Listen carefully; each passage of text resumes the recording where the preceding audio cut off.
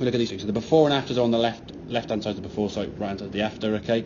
The original swing you had, good backswing, okay? But your hand then started working a bit down at the golf ball, okay? And your club now we can see working across the golf ball here. So your path into the golf ball was of an out-to-in nature, and if you're not careful, you get some shanky ones there, or then you're trying to sort of bring the arms in to try and so it's tough to hit a golf when your arms are out there and you get a very sort of trap sensation. It feels as though the body's doing more than it needs to do. It just doesn't feel under control at all, okay? So if we look at that position there with the clubs coming down there, hands a bit further away from the body, the feeling you want to try to create was the top of the backswing there now, the hands just straight down. Yeah. Now that club just falls a bit behind you, which is why on the second or third shot you did miss the ball, okay? You just brought the club way behind you there, okay? Yeah. But it's getting those hands to come down more on this sort of in path, okay? Which will change the path of the golf club. Yes, you watch this swing here now as you come back down.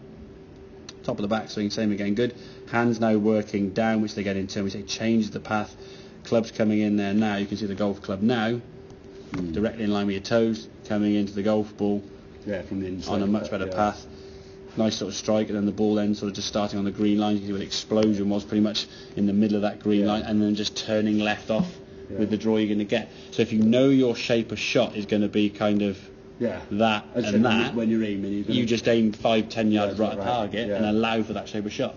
But the moment you don't know whether your shot was going to be this way or kind of that way or any kind of combination of them or whatever, and then you're just guessing, aren't you? Like, aim left, right, square, I'm all over the place. So the feeling really for you to change the club path is change your hand path. Don't try and bring the club on the inside or drop it, because if you try and drop the club behind you and your hands then work on the outside, the club's got nowhere to go. The club's going to be out here somewhere thinking about lying on and all sorts of trouble. So getting the arms to work down from the top, hands work down this way, sort of work sort of inside the ball rather than to the golf ball. Just not going at the ball, really, isn't it? Yeah, basically, You're just swinging the club down with your hands working down. If I said to you, say tennis or baseball, you had a ball up sort of level with your chest, you wouldn't swing your hands to the ball. No. You swing your hand inside the ball, and the racket then sort of goes around the ball. Exactly. It's that same kind of. If you sort of swing at the ball, your hands at the ball, it's going to work. Okay. So you swing your hand sort of down to the inside, and the club then, we say that kind of over the top with the club. This position is not too bad, but your hand's a bit too far away. So if the hands were sort of in here, the club would be better on the path. So you get that same strong strike, and this is what most people tend to feel when they hit the golf ball that way. It's generally a better strike. When the golf ball goes out this way, it's usually sort of slicey, weaky, flappy, and you lose distance, okay? And again, so if we can get that club working from the correct path, get the arms dropping, falling, and as you say, it's easier with 7, 8, 9, 9, 6, 9, 7, 9, that kind of thing, because you're not trying to hit the ball further and harder. If you want to hit 7, 9 further, you can hit your 6, 9. When you get to the longer club, you can have a look at the time and stuff, you drive in your hand, instinct, I want to give it a good old come on, and you try and give it a ride, okay? So getting that feeling from there. About here is when the club now starts accelerating, because the club can only accelerate for a short period of time. If you start accelerating from at the top here, because your arms are swinging on an angle, as your arms are swinging on an angle, they just swing out this way. So your arms then get further from them, and the harder you swing, which is why guys say when I swing it really fast, I lose distance. A, you lose contact, so you're losing power. B, your arms are further away from your body, so you're going to lose contact there and the quality of strike. As you said, the further your arms from your body, the less power you've got. You're at a 10, 15 kilogram weight down here. It weighs X. Out there, it's like, it's heavier, isn't it? Okay. So if we can get that sensation, okay, and you can actually practice. I think you do on the practice swing here.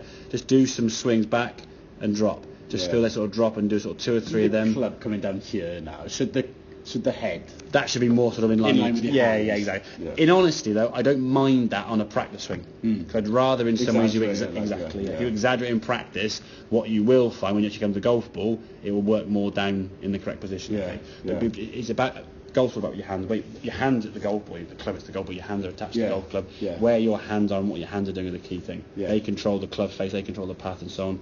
We can get them working better and understanding how they work. I think most people don't sort of realize when they hear the hand actually do go in, so they come on, whack the ball hard. Okay, so they start going down, they can work better. If you actually look at all the tour players on TV when they hit the golf balls, from the top of the back to when they get to here, especially the driver, you'll see their hands working very close.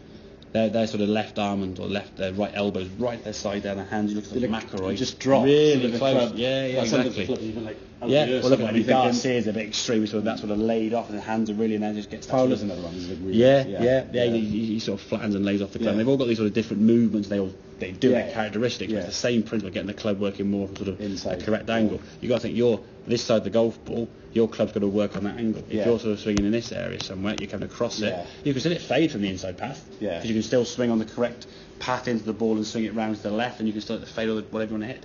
But it's a much easier way at the golf ball from the natural curve of the golf club. Consistency is what's around doing the other one. Exactly. And if you know what you're going to do, if you know one shape of shot's going to happen, hit it better. Play for it, Make sense? Yeah, brilliant. Excellent.